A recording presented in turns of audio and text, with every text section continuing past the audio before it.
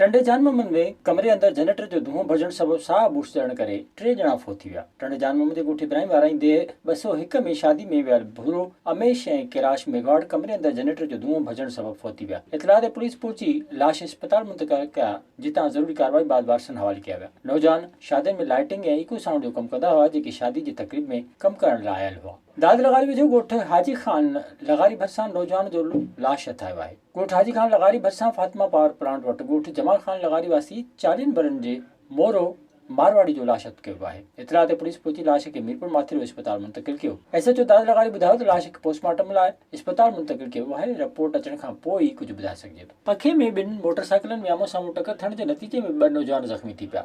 पखी शहर जे मेन साहिब ते वन व्हीलिंग कंदे 2 मोटरसाइकिल विचनि में आमो साम्हूं टकर थी पियो, जंहिंजे नतीजे में मुनो मंगण हारे हिकु नामालूम नौजवान ज़ख़्मी थी पिया। मक़ामी माण्हू ज़ख़्मनि खे गणती जोगी हालत हुजण करे लाड़काणे अस्पताल मुंतकिल कयो। Deputy commissioner Ghotki lieutenant retired Mohammad Khalid Saleem Mirpur भरिसां पखनि में वेठल ग़रीब माण्हुनि में जैकेटूं ऐं ॿिया गरम कपिड़ा विरहाया। इन मौक़े ते डीसी घोटकी जो चवणो हो त सख़्तु थधि दौरान असांखे घुर्जे त असीं पंहिंजे भर पासे में वेठल ग़रीब ऐं मिस्किन माण्हुनि जो ख्याल रखूं।